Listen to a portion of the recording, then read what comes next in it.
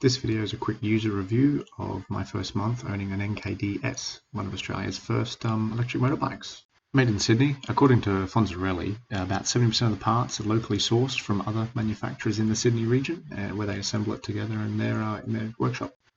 The reason I chose this bike, in wanting to try something electric, but my needs had changed to mainly just commuting. So this one ticked a lot of boxes, in particular just the lightweight and nippiness of it.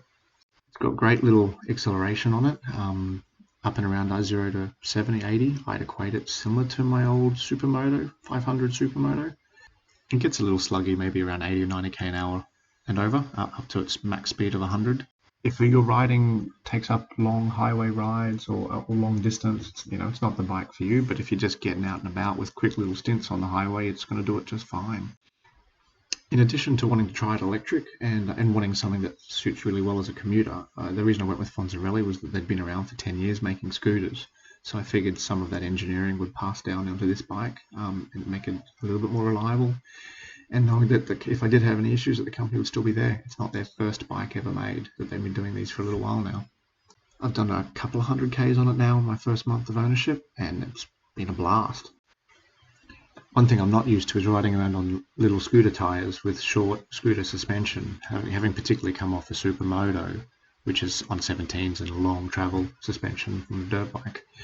The brakes are great. My previous ride was braided Brembos, so it's a little bit you're getting used to. They're not at that quality, but they're still very good. And when it's only pulling up 100 kilos plus rider, they do all right. They do just fine.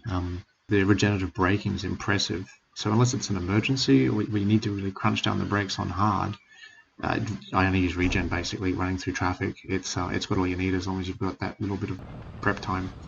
With no gears and everything being silent, you do have to keep an eye on it. She'll catch you out getting up to 60. This little video here on this bumpy as anything goat track hill that's near my house that I've took it up for the purposes of this video, I definitely didn't go over the speed limit. I was having some display issues with the GoPro.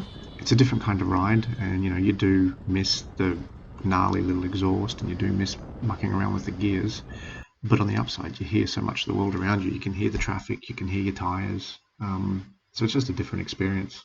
I've done all the talking I need to do over the wind noise now, so I'll leave you with this.